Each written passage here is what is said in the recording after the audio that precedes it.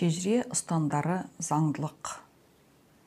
Екінші, мәңгі ол таңбасы. Қазақтың бойында ерекше белгі бар. Ол құйымшақ пен арқаны өрмелей туындайтын көк белгі. Бұл көк белгі жер бетінде өмір сүріп жатқан көптеген халықтардың, әсіресе Азия халықтарында молынан кездеседі. Бүгінгі күнде ғалымдар бұл ерен белгіні моңғол белгісі деп жүр. Сандырақтаймын десе, ақмақтықтың далбағайын жамылуға пенде қашанда дайын. Ақиқатында бұл белгінің нағыз атауы мәңгі ол. Ақмақтар біле жүру үшін орысшаға аударсақ, вечный он деген сөз. Генетикалық тұрғыдан айтсақ, тарихи ықылым заманға кететін раса, яғни нәсілдес, ұлт пен халықтардың бойында қалған белгі. Ата-бабамыз жар сүйген, асыл бала туу үшін жар сүйген, таза ақпарат тоқтап қалмау үшін, ұрпақтың таза қандылығы үшін амал қарастырған. Қазақ әсіре қызыл алдамшы жасанды, текті жерден тұқым ал, текті бол. Қазақ өз ұлтыңнан қыз ал, қыз бер, міндетті түрде текті ұрпақ ту, өмірлі бол. Қазақ жақсы мен жаманды қос, жақсы тұқым болсын, жамандықтан аулақ. Қазақ жаман мен жаманды қос, жақсы тұқым болсын, жамандықтан аулақ. Қазақ жақсы мен жаманды қос, жақсы тұқым шықсын, жамандықтан аулақ. Қазақ текті ұрпақ туу, ұлт арманы, тектіден таза ұрпақ алу әркімнің арманы. Қазақ ұрпағыңды асылдандыр, перзент, нәресте, сәби, ұлан болып асыл туған текті балаларыңа ерен белгі қой, ерекшелеп қой. Сәби, кекіл ғой еңбекке, белгі, құндақты тербеп туған сәби.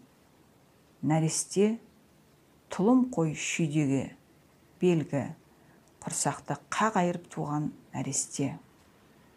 Перзент, айдар қой төбеге, белгі, қағанақты қақ жарып туған перзент.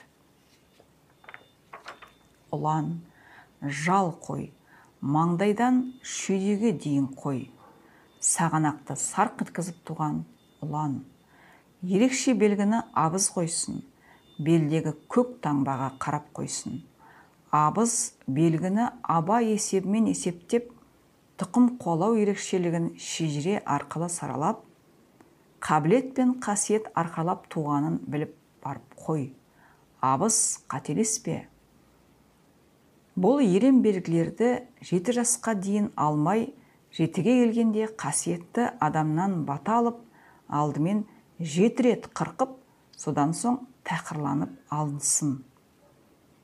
Ұл мен қызың бөтен халыққа жанасып, бөгде ұрпақ туудан сақтасын. Шежірең шашылды дей бер, қайта туу жоғалды дей бер. Азасың, тозасың, бірнеше ғасырға есіңнен танасың. Есімізден танғанбыз, есімізден танып отырмыз. Бөгделер жаныңда жүр, есіңнен тандырып жүр. Ғылымда бөгдені тәжірибеге қатыстырмай ысырып тастайды. Тәңірлік Құдайым қазақты, қазақтың атынан сөйлейтін бөгделерден сақтасын. Тұқымның асыл болып тууы сезім өлшемімен тығыз байланысты.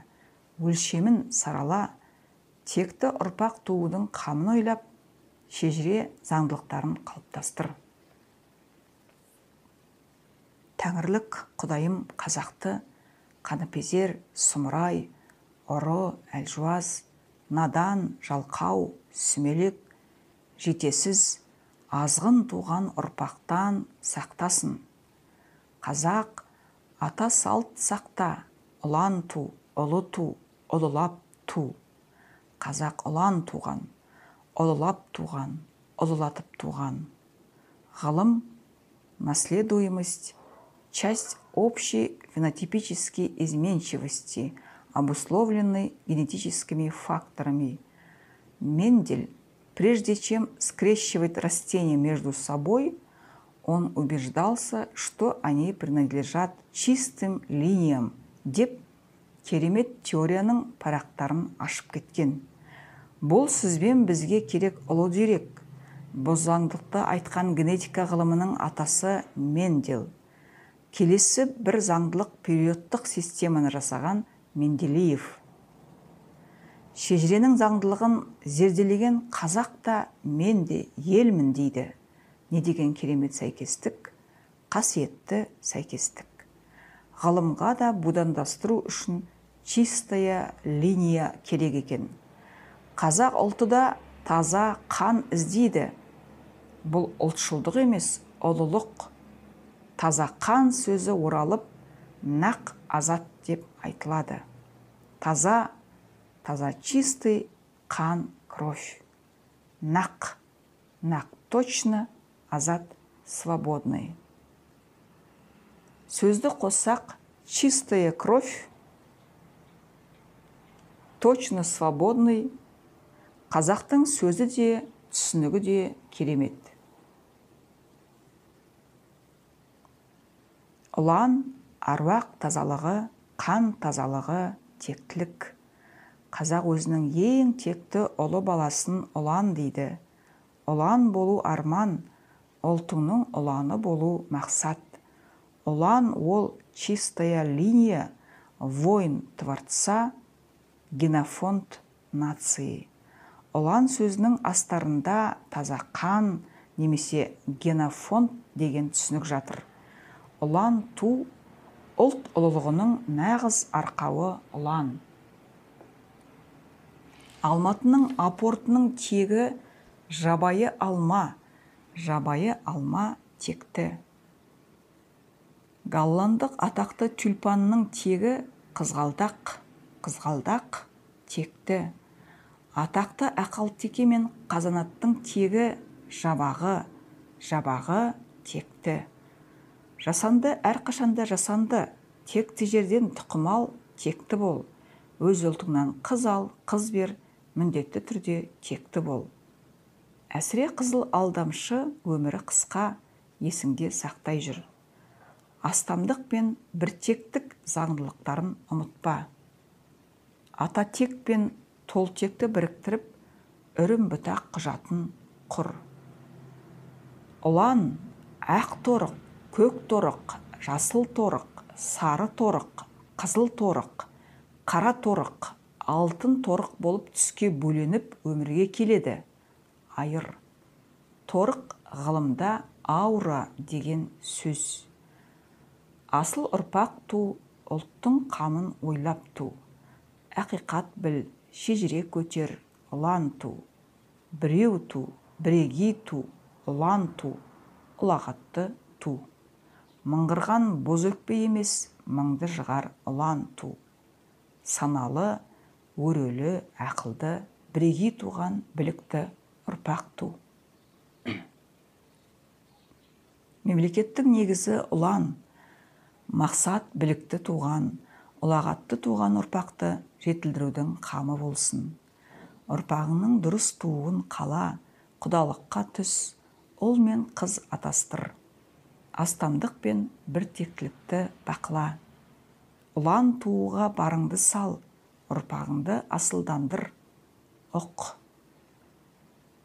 Текті мен тексіздікті ажырат, тектілік мақсат. Ұлан туы ұлт мүддесі, ұланды қорғау мемлекеттің мүддесі. Ұлан туыдан артық ұлттық мүдде болмайды. Асыл ұрпақ туы әркімнің арманы, әр ұлттың арманы. Арман таусылған ба, арманның асылы осы. Бауырым, ұлтыңды шежіре ілімінің үрім бұтақ және ататек құжатының талаптары мен заңдылықтарын ескере отырып түгенде сабақтастық жүйесі. Тоқтар Бейсенбинов, Ақиқат кітабы, 111-113 беттердің аралығы.